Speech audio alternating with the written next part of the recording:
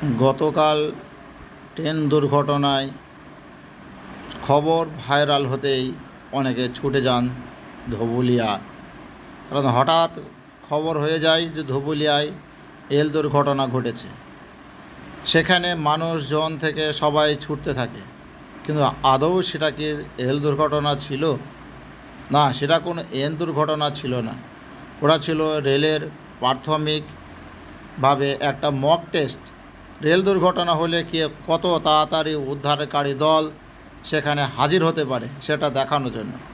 কিন্তু সেটা কোনো সংবাদ মাধ্যম বা অন্য কোনো মিডিয়া প্রথমে জানতে পারেনি যে এরকম একটা দৃশ্য এখানে দেখানো হবে। রেল দুর্ঘটনার ঘণ্টা দুয়েক আগেই রেল কর্মীদের জানিয়ে দেওয়া হয় যে ধুবুলিয়াতে রেল দুর্ঘটনা ঘটেছে, তাড়াতাড়ি আসুন।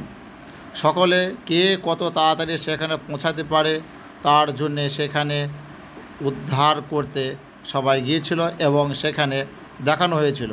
কারণ ভারতীয় রেলকে সর্বদাই হেয় প্রতিপন্ন করার জন্য অনেক জন উঠে পেরে লেগেছে।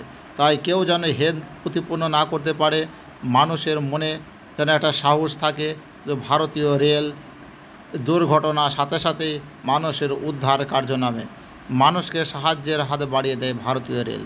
সেটার দেখানোর জন্যই ধুবুলিয়াতেই এই প্রথম, অর্থাৎ নদিয়া জেলাতেই প্রথম একটা রেলের উদ্ধারকারীদের কিভাবে হয় তার একটা মক টেস্ট সম্পন্ন হলো। আপনারা সেটাই দেখছেন কিভাবে একটা মক টেস্ট হয়, কত তাড়াতাড়ি সেখানে উদ্ধারকারী দল পৌঁছাতে পারে সেইটাই দেখানো হলো। আপনারা দেখছেন সেই ছবি। আর রেল দুর্ঘটনার এখানে একটাও ঘটেনি, কোনো মানুষজন মারা যায়নি, কারণ আদৌ কোনো এখানে রেল দুর্ঘটনা হয়নি। এটাও আবারও বলছি, এটা ছিল একটা মক টেস্ট। আপনারা সেটাই দেখছেন।